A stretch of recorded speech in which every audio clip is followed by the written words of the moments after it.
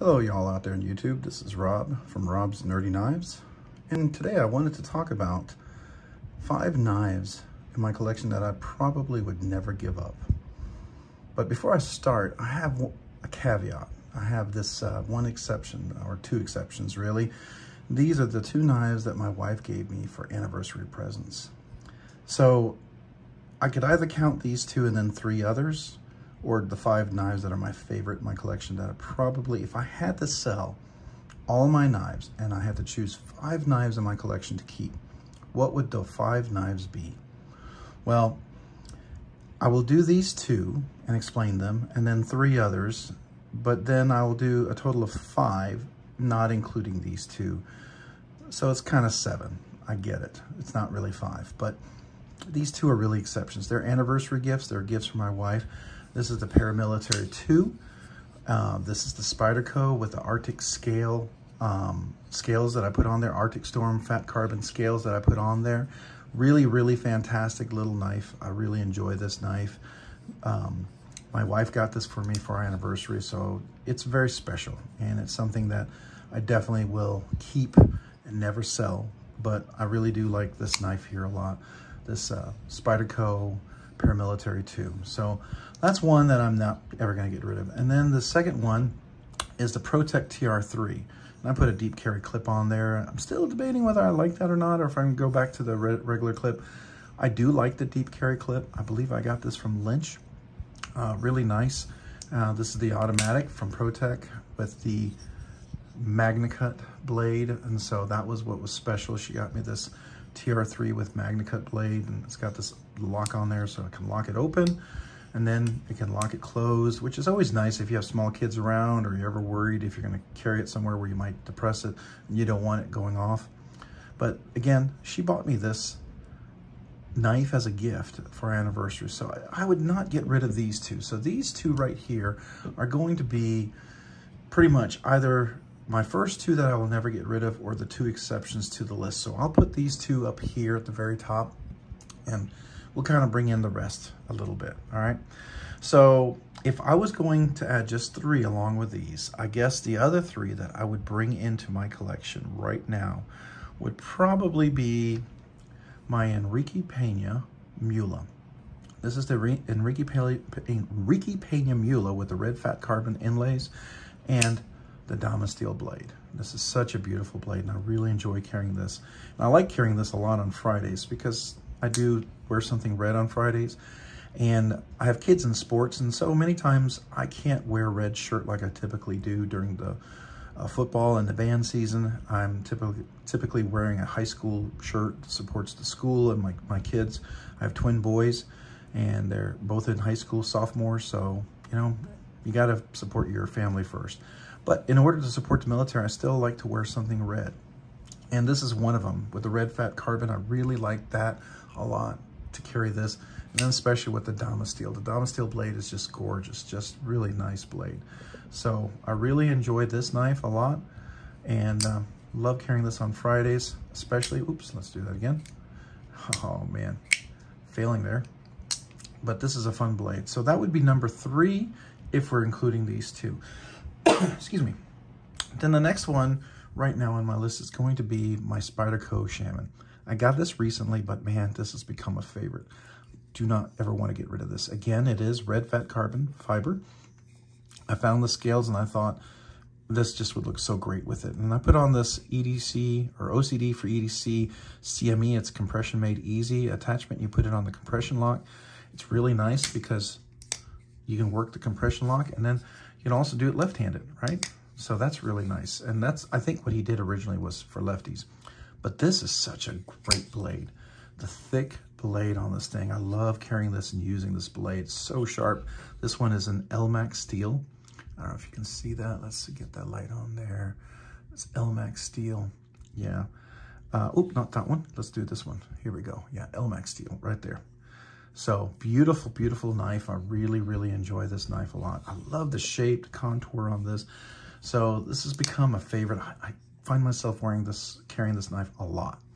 And I just love how thick that stock is, and just a solid knife, and you can choke up, and the jimping up here is just fantastic. I mean, just such a functional, hard use, great knife. So that would be either number 4 or number 2, right? And then my last one, if we're going to include these 5, is going to be my Leon Ma GSD version 2. Get stuff done. It's really get shit done. But, you know, I have kids, so I don't always try to say that. But this is the Leon Ma GSD version 2, and this is the Space Coral Fat Carbon. It's not quite as glittery and showy as the other one, but the texture and the design is just gorgeous. And these, I guess their inserts really are just fantastic. And it gives a bolster lock right here really nicely, so it's easy to deploy, easy just to use, you know, you can just easily just drop that down. It's already breaking in better and better, easy for left-handed, and I can lefty, oops, let's try that again. Left flick it as well, just really nice knife. I enjoy this. This is M390, but it's such a flat grind, hand rubbed satin kind of finish, just gorgeous. Love this, and just become one of my favorite. And I just recently put skiff bearings in this one, which has made this even more buttery smooth. I mean, Leon Ma put some great some great bearings in there already. Riot, they're not bad at all. But skiff is just a little bit better. It's just a much better bearing, and in this case, it made this buttery smooth knife even more buttery smooth, glassy buttery smooth, if you will, or Teflon on glass with butter, super smooth, whatever. I don't know. Very nice. Let's just say it's very nice. And I love the Space Coral. So those would be my 5 knives if I were to include my 2 anniversary gifts.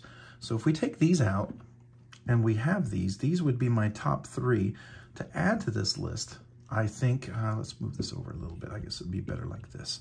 To add to these, the next one would have to be my Vero Engineering Axon. I love this knife.